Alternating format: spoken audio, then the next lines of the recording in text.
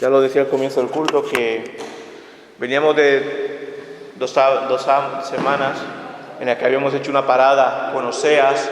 Tuvimos hace 2 domingos la conferencia misionera en la que estuvo el pastor Guillermo predicando sobre la misión de la iglesia. Tuvimos el domingo pasado el domingo de resurrección, el domingo de Pascua, donde predicamos sobre la resurrección de Cristo, que la muerte había sido vencida para siempre, que donde estaba muerte tu aguijón, que la resurrección era la médula de nuestra fe. Si no hay resurrección, en vano sería nuestra fe, la importancia que era de poder creer y tener presente la resurrección, sus efectos y sus bendiciones, ¿no? Y este domingo volvemos ya a Oseas. Esto es como cuando tenías educación física y venían las matemáticas, por ejemplo. Estabas haciendo algo guay en el colegio y te venía la parte dura. Pero bueno, es necesario para nuestra vida poder hablar de Oseas, poder hablar de lo que era el libro de Oseas, lo que el Señor habla a su iglesia por medio de esto, ¿no? Y he titulado la predicación "Cuando el pecado acampa", porque el pecado acampa en el mundo, es cierto. Y el mundo está sometido al pecado, las personas que no han tenido un encuentro con Cristo. Pero lo preocupante es cuando el pecado acampa en la iglesia. Cuando hablo del pecado acampar, el pecado, ahora es tipo de acampada, ¿no? No se trata de ir a dar un paseo al campo, sino permanecer en el campo. Cuando hablo de acampar todos somos pecadores, todos pecamos, infelizmente. Y sí, metemos la pata y el Señor nos perdona. Pero cuando hablo de que el pecado acampa, cuando el pecado permanece, cuando no hay un arrepentimiento en el pecado, cuando hay una jactancia incluso en el pecado. Y déjame decirte, hermano, lo digo con todo el temor y respeto, esto también sucede dentro de la iglesia, infelizmente. Por eso el Señor está hablando muy duro con nosotros. Porque el Señor no quiere una iglesia like. No estoy hablando de legalismo, ya me conocéis, no estoy hablando de legalismo vacío. Estoy hablando de lo que la Biblia llama santidad. Dios no quiere una iglesia like, una iglesia tibia, una iglesia que baje a Egipto y ponga su confianza en el mundo. Quiere una iglesia que viva en el mundo, pero que sea influyente al mundo. Una iglesia que sea luz y sal. Una iglesia que es tibia. Una iglesia que baja a Egipto. Una iglesia que se mantiene la confianza en el mundo. Es una iglesia que lo más seguro esté más llena de ídolos que del propio Dios. Y cuando hablo de ídolos no me refiero a lo que tengo aquí rodeado de tatuajes. Cuando hablo de ídolos no me estoy refiriendo a que tengamos un arca de la alianza o un becerro de oro. Cuando hablamos de ídolos, no estoy hablando de una manera colectiva. Cuando hablamos de ídolos, estoy hablando del corazón que tú tienes, del corazón que yo tengo, dónde está inclinado. ¿De dónde está inclinado cada vez que venimos a adorar al Señor? ¿Qué hemos hecho durante la semana? Cuando hablo de ídolos no me estoy refiriendo a la parte colectiva de la iglesia. Que cantemos canciones humanistas, no. Cuando hablamos de ídolos, me estoy refiriendo a tu corazón, al mío. Y aquí Dios quiere hablar directamente a nuestro corazón. Cuando el pecado acampa, suceden varias cosas, y aquí están los 3 puntos. Primero, si el pecado acampa, no puedes esconderte. No puedes esconderte ante Dios. Podemos escondernos, podemos jugar toda la vida entre nosotros, a parecer muy cristianos en la iglesia y tener una doble vida afuera. Y eso puede quedar bien aquí entre nosotros, puede ser que hasta seamos corruptos y nos callemos unos a otros, nuestras faltas, nuestros pecados, puede ser. Hay iglesias así, que viven más de la apariencia que de la santidad. Pero te digo algo, de Dios no te puedes esconder. Hasta el lugar más oculto de tu casa está Dios. Hasta el lugar más oculto de tu corazón, Dios lo ve. De Dios no te puedes esconder. Segundo punto, cuando el pecado acampa, obviamente, ¿qué te hace hacer? Por mucho que tú digas, camino con Dios, caminas lejos de la santidad. Y el tercer punto, más enfático, se vive lejos de Dios. ¿Y qué significa vivir lejos de Dios? Eso lo vamos a ver. Pero nos acordamos que estamos hablando de Oseas, del profeta Oseas, que inspirado por Dios nos expone la palabra de Dios. Y se los ponía un pueblo, ¿cómo era? Vamos a hacer un poquito de memoria. ¿Cómo era el pueblo de Dios? ¿Cómo era el pueblo de Dios en la época de Oseas? Era un pueblo idólatra. Era un pueblo que se había mezclado con las corrientes mundanas que había de Egipto de nuevo, metafóricamente hablando. Era un pueblo tibio, lo hemos visto, tibio, como hemos leído antes. Era un pueblo que era idólatra, que se decía decir, somos el pueblo de Dios, pero como dice Dios en otra parte de la palabra, del labio me honra, pero su corazón está lejos de mí. Mientras el pecado acampe, ¿sabe lo que sucede también mientras el pecado acampa? Que tú nunca vas a reconocer tu necesidad de arrepentimiento. Tú nunca vas a reconocer, está bien, juego. Y no va a haber una necesidad de arrepentimiento, porque si realmente tú tuvieras a Cristo en tu corazón plenamente, tuvieras comunión con Dios, si Él fuera el primero en tu vida, tú bajarías, te arrodillarías, clamarías, harías lo que sea, hasta silicio, como hacía en el Antiguo Testamento, para decir, Señor, perdóname porque he pecado. Pero cuando el pecado acampa, las cosas son relativas. Entra el relativismo de la fe. ¿Sabéis lo que es relativo? Todo depende de cómo se mire. Como diría, por ejemplo, la famosa canción esta, Jarabe de Palo. Depende, todo depende, según cómo se mire, todo depende. Pero eso no lo dice el Señor. El pecado te hace relativizar la fe y te hace cambiar, menguar la importancia de lo que Dios dice en su palabra. Acordamos que el pueblo de Dios era idólatra y Oseas, vamos a hacer un poquito de memoria, tiene que ser un profeta para este pueblo. ¿Qué dice Dios? Vas a experimentar lo que yo siento. Te vas a casar con una prostituta idólatra y prostituta. Y la vas a amar. Y la vas a redimir.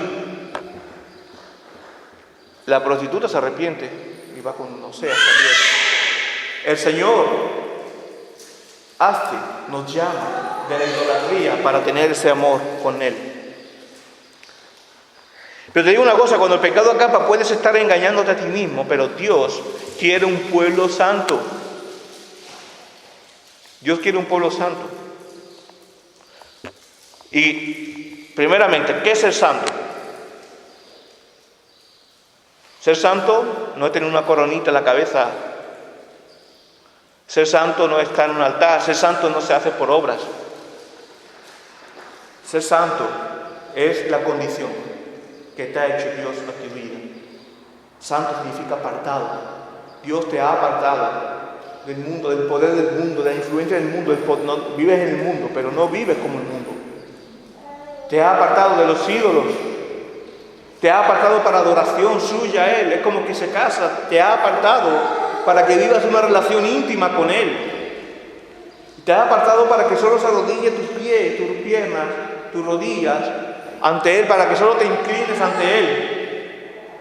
Te ha apartado para que Él sea el primero y el centro de tu vida. Oh, pastor, eso quiere decir que no puedo vivir en este mundo. Yo no estoy diciendo eso. Eso no puede decir que no puedo tener una televisión, que no puedo ver fútbol, que no puedo escuchar música. Yo no estoy diciendo eso. Eso quiere decir que no puedo tener amigos que no son cristianos. Yo no quiero decir eso es legalismo. Yo estoy diciendo que apartado de Dios, ser santo, es tener a Dios en primer lugar en toda circunstancia. Cuando estás con tus amigos no cristianos, que ese es el primer lugar, porque eso te va a llevar a glorificar a Dios. Cuando estés viendo un partido de fútbol, que ese es el primer lugar. Cuando estés escuchando una música, que ese es el primer lugar. Que Él sea siempre el primer lugar, por encima de todo. Eso es el apartado, eso es el santo. Bueno, ya que tenemos un poquito más claro el concepto de santidad, de la gracia de Dios. Vamos al punto. ¿Qué sucede cuando el pecado tiene más poder que Dios en nuestra vida? ¿Qué sucede cuando esto nos domina y Dios viene a estar en un lugar inferior? ¿Qué decía el profeta para su contemporáneo y qué dice para nosotros? Primero, no podemos escondernos ante Dios. Voy a leer primeramente el texto, que no lo he leído, perdona. Dice la palabra de Dios: mientras curaba yo a Israel, se descubrió la iniquidad de Efraín y las maldades de Samaria, pues practican el engaño y el ladrón entra y el salteador despoja fuera. No acaban de tener en cuenta que yo guardo recuerdo de todas sus maldades. Ahora los acorralan sus propias obras que están delante de mí. Con su maldad alegran al rey, con su mentira los príncipes. Todos ellos son adúlteros, son como horno encendido que el hornero cesa de avivar, desde que se amasa la harina hasta que se ha fermentado. En el día de nuestro rey los príncipes lo hicieron enfermar con copas de vino, y él tendió su mano a los que se burlaban. Dispone su corazón para la intriga, como se prepara un horno. Toda la noche duerme su hornero, pero la mañana está encendido como llama de fuego. Todos ellos arden como un horno y devoran a sus jueces. Así han caído todos sus bueyes. No hay entre ellos quien me invoque. Efraín se ha mezclado con los demás pueblos. Efraín es como una torta a medio cocer. Gente extraña ha devorado su fuerza y él no se ha dado cuenta. Ya se ha cubierto de canas y él no se ha dado cuenta. La soberbia de Israel testifica en su contra. Con todo ello no se vuelven ni buscan al Señor su Dios. Efraín es como paloma incauta, sin discernimiento. Claman a Egipto, acuden a Siria. Cuando vayan allá, tenderé sobre ellos mi rey, les haré caer como aves del cielo, los castigaré conforme a lo anunciado en su asamblea.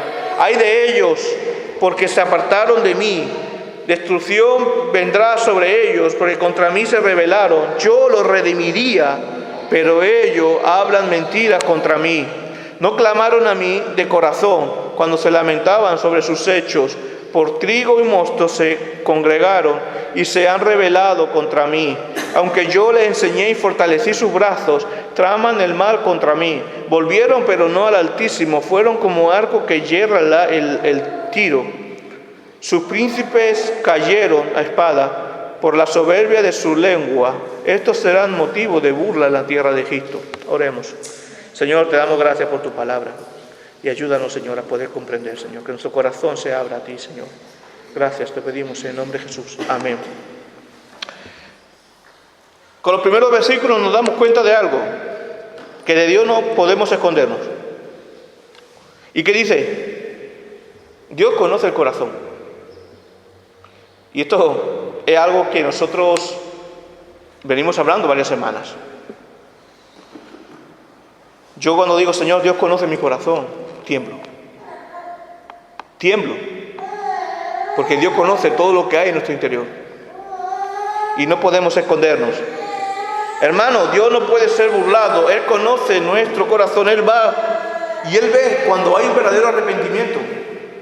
Porque a veces como cristianos nos arrepentimos de boca para afuera. O como una superstición. Si yo me arrepiento, me va a ir bien en la vida. Pensamos así a veces. Y no nos tenemos que arrepentir para que nos vaya bien en la vida. Nos tenemos que arrepentir porque hemos pecado contra el Dios 3 veces santo. Aquel que ha dado la vida por nosotros ha sido humillado por nuestro pecado. Ha sido despreciado, ha sido como que golpeáramos con una torta más. Es como si le estuviéramos clavando un clavo más cada vez que pecamos. Y tenemos que arrepentirnos por eso, no para que nos vaya bien. A veces hasta para el arrepentimiento somos egocéntricos y egoístas. El arrepentimiento genuino lo ve Dios.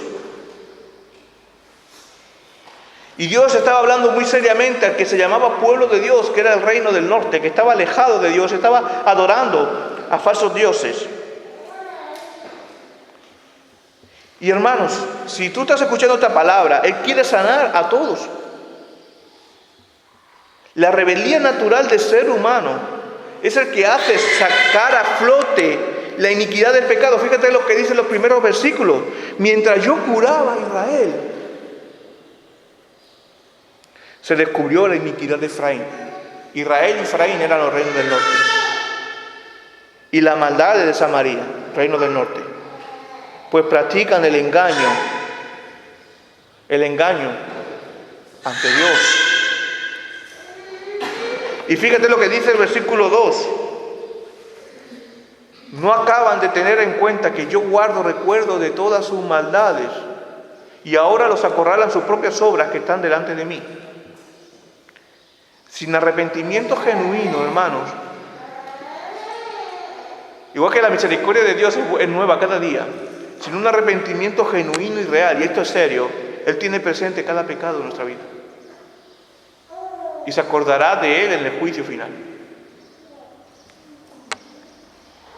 Hermano, aquí lo que está diciendo Dios en este momento al reino del norte es algo muy serio. Yo estaba tratando de sanaros, pero en el proceso de sanación sale a flote vuestra naturaleza, vuestra iniquidad, y sale a flote de que realmente, como Dios es el que mide los corazones, sale a flote vuestro pecado. Sale a flote vuestro pecado, sale a flote vuestra falta de perdón, de arrepentimiento. Sale a flote vuestra tibieza. ¿Y qué hace el Señor con esto? Yo recuerdo vuestros pecados. No hay un arrepentimiento genuino. Estáis queriendo jugar conmigo. El arrepentimiento genuino, hermanos, da el perdón, y el perdón trae salvación y hace que Dios se olvide de nuestros pecados sin un arrepentimiento genuino. Pero ojo, si estás jugando a ser cristiano y no hay un arrepentimiento genuino, porque Dios no se olvida del pecado. Dios es un Dios justo y no es el Dios que te va a juzgar, pero fíjate lo que dice Dios. No acaba de tener en cuenta que yo guardo recuerdo de todas sus maldades. Ahora los acorralan sus propias obras que están delante de mí. Es tu naturaleza pecaminosa, tus obras las que te van a condenar. No es que Dios sea injusto. Al revés. Dios es justo. Ay, pero pastor, ¿cómo que un Dios justo puede mandarme al infierno? ¿Puede mandar gente al infierno? Esa no es la pregunta. La pregunta es cómo que un Dios 3 veces santo, que pide perfección y justicia, puede salvar a pecadores como a ti, como a mí. Como un Dios que es 3 veces santo puede tener misericordia de personas tan miserables como nosotros, y perdona que por lo de miserables que yo también me incluyo. Como un Dios que es 3 veces santo puede morir en la cruz por ti y por mí.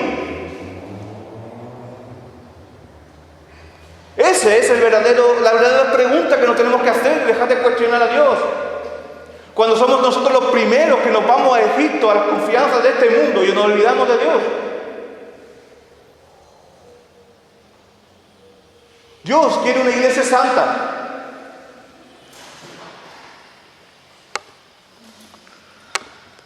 La ausencia de arrepentimiento o un falso arrepentimiento hace que Dios no va a olvidar tu pecado y te va a condenar en el juicio final a la muerte eterna.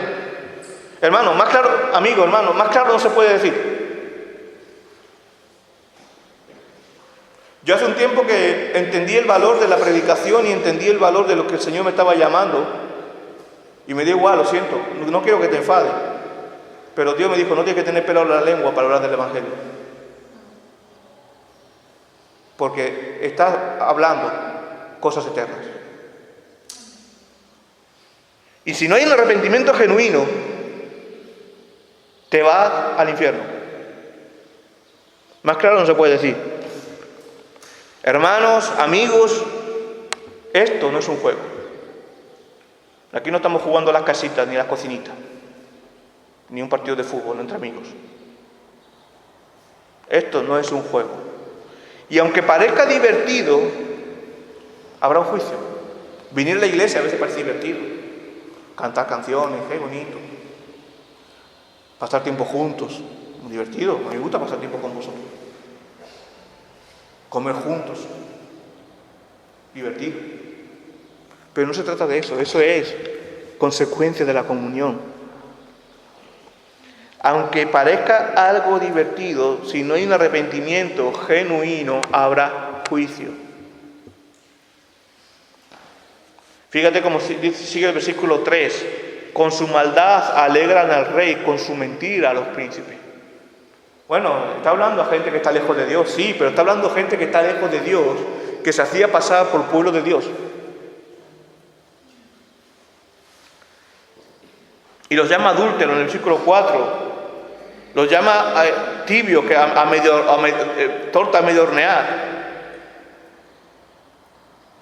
Y en el día de nuestro rey, los príncipes lo hicieron enfermar con copas de vino y han tenido sus manos con los que se burlaban. Disponen el corazón para la intriga, como se prepara un horno.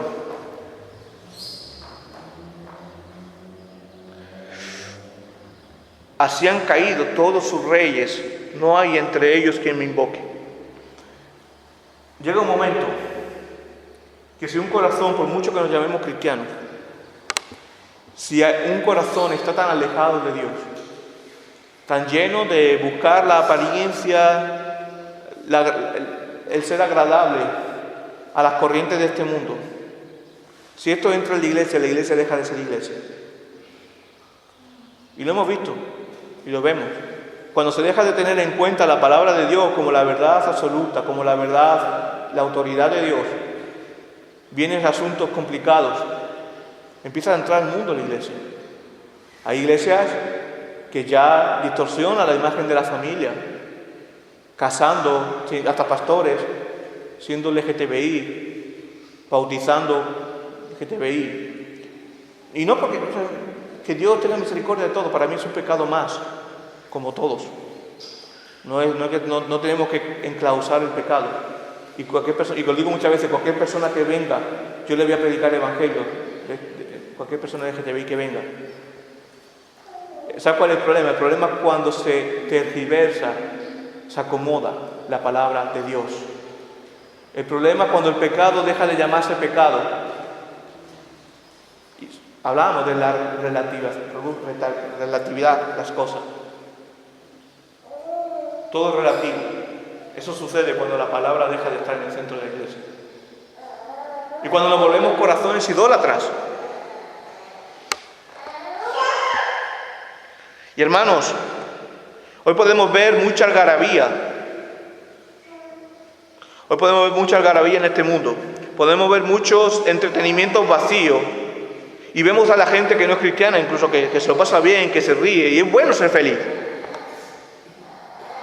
Pero si hoy no hay un arrepentimiento genuino en tu vida y corazón entregado a Dios, esa alegría nunca será profunda y tampoco será convertido esa alegría en un gozo. ¿Quieres vivir meramente feliz momentáneamente?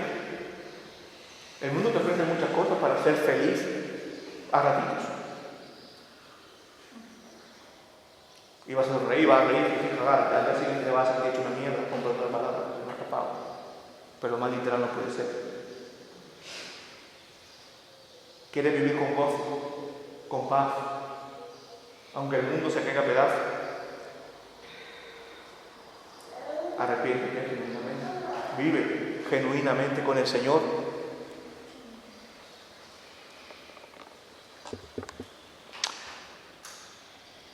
Si sabes que estás en desobediencia, arrepiéntete y deja de jugar.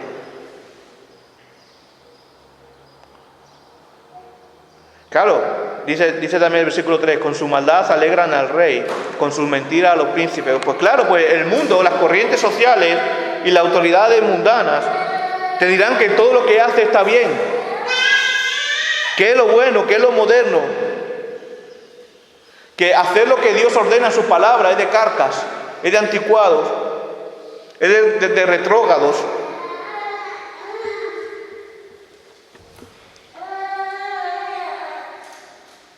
que si sigue a Dios, no tendrás huecos en esta sociedad.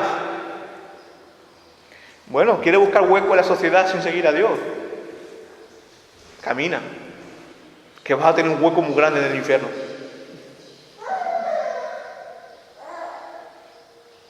Suena duro, pero he dicho, Dios está hablando a su iglesia claro.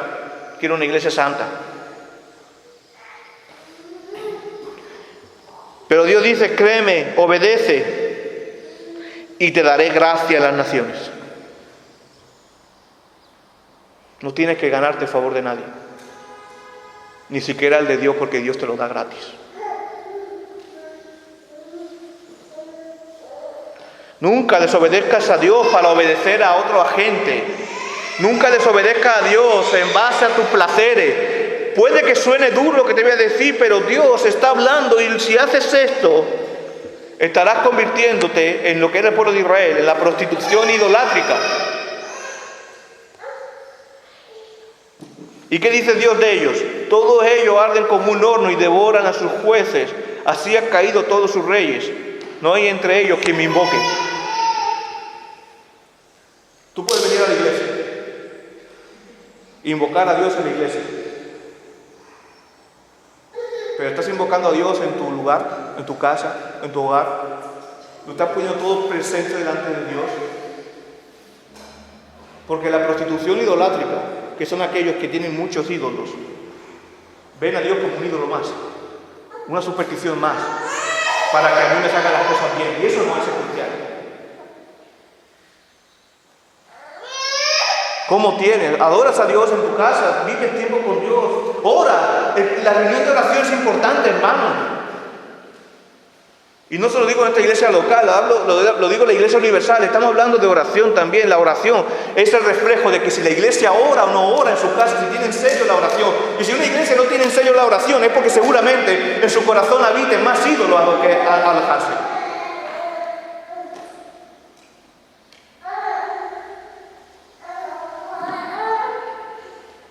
Hermanos,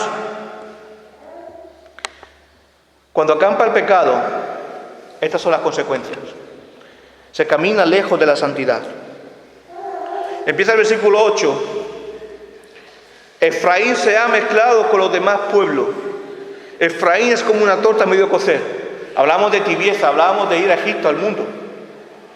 Y es lo que está hablando aquí el profeta. ¿Qué significa ser santo? Apartado, no mezclado. Mezclado es lo contrario a ser santo. Y qué lástima, hermano, qué lástima cuando la iglesia vive mezclado. Ojo, no estoy hablando de legalismo, vuelvo a decir. No estoy diciendo que no tengan amistades que no sean cristianas. Yo soy el primero que las tengo y me encantan, porque es una oportunidad de ser luz. No estoy hablando de que te enclaustres en un monasterio. Mezclarse es vivir en la algarabía de este mundo sin tener en cuenta a Dios. Mezclarse es vivir en el mundo siendo como el mundo y dejando a un Dios a un lado y tener otros ídolos. Cuando dice Efraín se ha mezclado con los demás pueblos, obviamente vive en el mundo. Seguramente que a su reino entrarían gente de diferentes lugares. No estoy hablando de eso. Cuando hablamos de mezclar, estamos hablando de cosas profundas. De cuando nuestra rodilla ya no se dobla ante Dios y se dobla ante más Baales. Cuando todo vale. Cuando todo es relativo. Cuidado, hermano, cuando tu cabeza venga todo relativo, todo según cómo se mire. Yo estaría diciendo, mi corazón está muy lejos de Dios en ese momento. Aunque te haga llamar pueblo de Dios, si el pecado acampa en tu vida, si todo es relativo, no tienes santidad. No hay santidad, está mezclado. Y pierdes la misión de la iglesia, que es ser luz. Porque el mundo no te ve como una luz brillando en medio de ellos. Así tiene que verte el mundo. Te ve como alguien más, como un borrego más ahí. El reino del norte se llamaba Israel, pueblo de Dios. que significa Israel, pueblo de Dios. Pero estaban lejos de honrar a Dios. No tenían comunión con Dios. Vivían para sus placeres carnales, para ellos.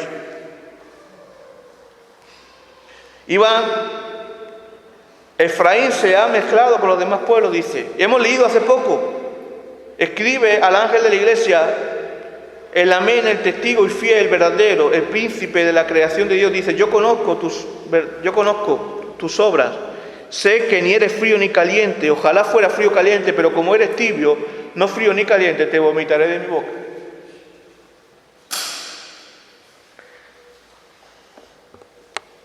Así viven lo que dicen ser cristianos, pero su corazón está lejos del Señor. Y está lejos como lo que dicen no ser cristianos. Hermanos, si tú dices ser cristiano y no tienes un arrepentimiento genuino y no reina Dios en tu corazón, Dios te ve como aquel que dice ser ateo. Y esto es fuerte, porque no te has arrepentido, por mucho que venga a la iglesia. Y los años te acercan al juicio. No por más años en una iglesia eres más santo. Fíjate lo que dice el versículo 9. Gente extraña ha devorado su fuerza y él no se ha dado cuenta. Ya se ha cubierto de cana y él no se ha dado cuenta.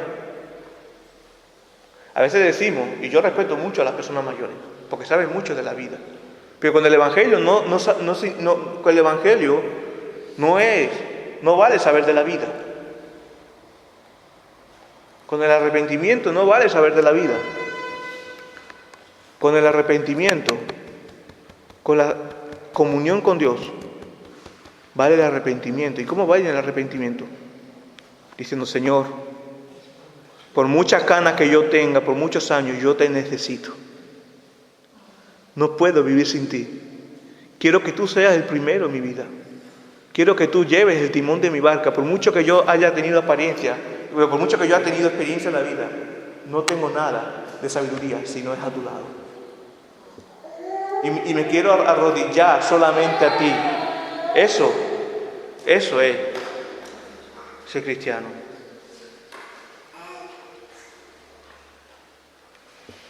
Pero a veces la necedad que lleva a la soberbia, como vamos a ver después, te hace creer que puedes decir que vivo ser cristiano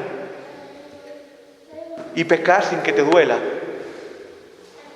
Esto es una muestra, hermano, de que realmente no naciste de nuevo. Y para ti Dios no es el primero. Y si no te has arrepentido, sigue estando en pecado, aunque lleves años viniendo a la iglesia.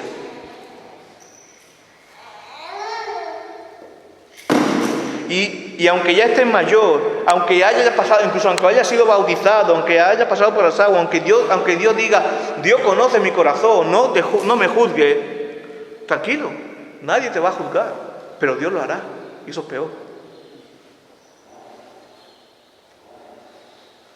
Hermanos, está siendo duro, ya sé, pero créeme que yo me he recibido también esta semana. La soberbia es mala aliada.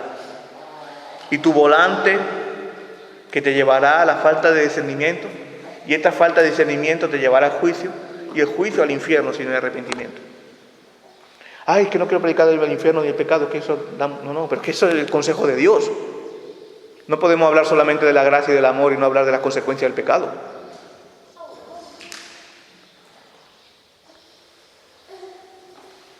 Oseas 7, 10, 12 dice: la soberbia de Israel testifica en su contra. Con todo, ellos no se vuelven ni buscan a su Señor su Dios, al Señor su Dios. Efraín es como paloma incauta sin discernimiento. Clama a Egipto, acuden a Siria. Cuando vayan allá, tenderé sobre ellos mi red. Les haré caer como aves del cielo. Les castigaré conforme a los anuncios de su asamblea. Hermanos, amigos, dejemos la soberbia de un lado y reconozcamos nuestro pecado delante de Dios. ¿Te crees buen cristiano? ¿Crees que es suficiente?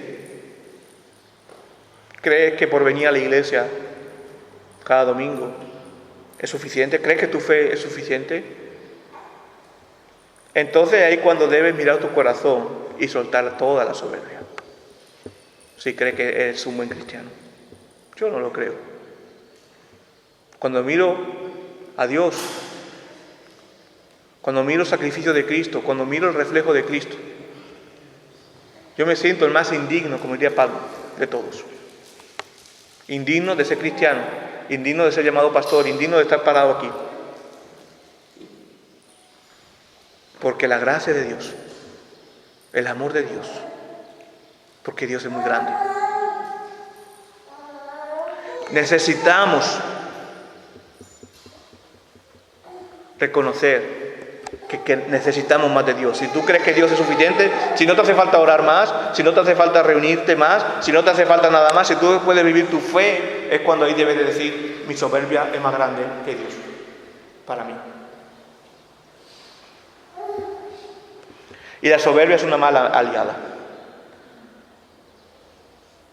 Porque cuando el pecado acampa, hermanos, y esa soberbia te hace vivir lejos de Dios. Dice Dios en el versículo 13, ay de ellos que se apartaron de mí. El pecado te aparta de Dios y te hace rebelde. El pecado te hace rebelde delante de Dios. Hermano, vamos a hablar claro. No es Dios que se aparta de nosotros. Somos nosotros que por nuestra necedad, por nuestra soberbia, nos apartamos de Dios. Ay, es que Dios me ha abandonado. Ay, es que hace tiempo que no escucho a Dios. Tú te has apartado de Dios. Es la soberbia que nos aleja. Es el pensar que podemos sin Dios, que podemos tomar decisiones sin tener en cuenta la voluntad de Dios. Cuando encima tragamos nuestras propias consecuencias de nuestras malas decisiones sin tener en cuenta a Dios, decimos, es que Dios es muy malo. No, es que tú lo has hecho muy mal. Porque no has tenido en cuenta la dirección de Dios. Porque quieres vivir a la tuya, te golpeas contra la pared, te vuelves a caer y sigues cayendo. La soberbia nos aleja de Dios. El pensar que podemos sin Dios. Yo solo digo una cosa, hermano, que Dios tenga misericordia de nosotros. Y por favor, ser humilde, deja la soberbia a un lado y di, sin Dios no puedo. Y no quiero que te sacas de aquí sintiéndote una porquería, al revés. Quiero que salgas fortalecido, confiando en que el Señor está. Y que debes apoyarte en Él para todo. Porque ¿sabes qué sucede? Que si no vas allá a Dios, el ser humano ha sido creado naturalmente para adorar algo. Para apoyarse a algo, para tener su confianza en algo. ¿Y sabes lo que sucede? Que si no te vas a apoyar en Dios, si Dios no va a ser tu primero, si Dios no va a ser tu sostén, si no vas a ir a arrodillarte solamente a Dios, te vas a buscar un sustituto, un ídolo. Sea tú mismo, sea tu ego, sea el dinero, sea cualquier otra cosa. Y ese ídolo te va a dejar hecho trizas. Se busca sustituto y te inclinas a falsos dioses y placeres que te van a condenar si no hay un verdadero arrepentimiento. El versículo 14 dice, Dios, no clamaron a mi corazón cuando se lamentaban sobre sus lechos. Por trigo y mosto se congregaron y ahí se rebelaron contra mí. Ojo, ojo, ojo, cuidado. Alerta. ¿Por qué te congregas? No tienes que responder. Es una pregunta retórica. ¿Por buscar a Dios? ¿Por tener comunión con Dios? Hombre, pues claro, pastor, eso, cuidado. Mira tu corazón. Que tu corazón es engañoso. Hasta te puede engañar a ti mismo.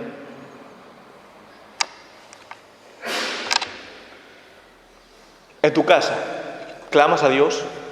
¿Oras? Yo no oro lo suficiente. Porque si dices que oras lo suficiente, estás pecando de soberbia. Yo no oro lo suficiente. No, yo digo en serio, no lo digo de boca chica. No oro lo suficiente. Y hay que orar más. La reunión de oración, vuelvo a decir, es importante. Porque es un oasis que nos fortalece para orar. Nos ayuda a ejercitar la oración. Y habla mucho decía un pastor amigo, que la reunión de oración es el reflejo de que si una iglesia ora o no ora en la intimidad. ¿Cuán importante es la oración para nosotros?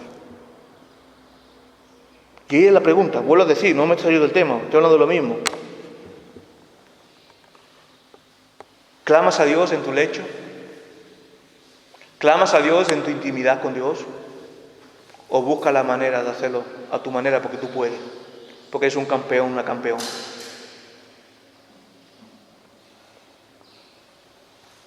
Si es así, hermano, posiblemente te estés congregando también por trigo y por mosto. ¿Y a qué me refiero con esto? No para adorarte, no para adorar a Dios, no para rendir culto a Dios, sino para buscar tu propio beneficio. ¡Wow! Esto es fuerte. Y aquí Dios da. Yo cuando estaba preparando este sermón, lo sentía los dedos de Dios en mi corazón.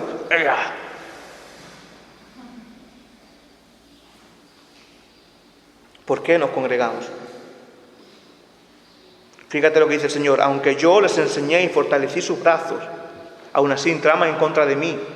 No que queremos ir más contra Dios, pero siempre estamos a veces blasfemando y diciendo, oh Dios mío, ¿por qué me ha abandonado? Oh Dios mío, qué falta de fe. La falta de fe es casi una especie de blasfemia, porque Dios ha revelado en nosotros en forma de su Hijo, nos ha dado todo, y nosotros seguimos teniendo falta de fe.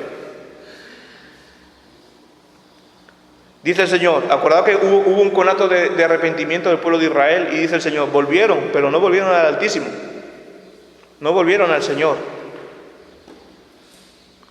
volvieron por el interés del bienestar propio. Entonces, hermanos, ¿cómo comienzas tu día? ¿Dedicas tu tiempo a Dios? ¿Te encomiendas a Dios? Pero vuelvo a decir, no por superstición, dejemos la superstición a un lado, sino porque si realmente lo haces, obras conforme a la voluntad de Dios. Te estás preguntando siempre, cuando tienes que afrontar algo, Señor, enséñame a obrar con tu voluntad. Señor, ¿qué harías tú? O nada, te tira la cabeza. ¿Qué haces? Porque posiblemente son cosas muy sutiles, muy pequeñas, parecen muy cositas muy pequeñitas, pero estará dando una evidencia de lo que realmente hay en nuestro corazón. Si realmente reina Dios o tenemos otros ídolos.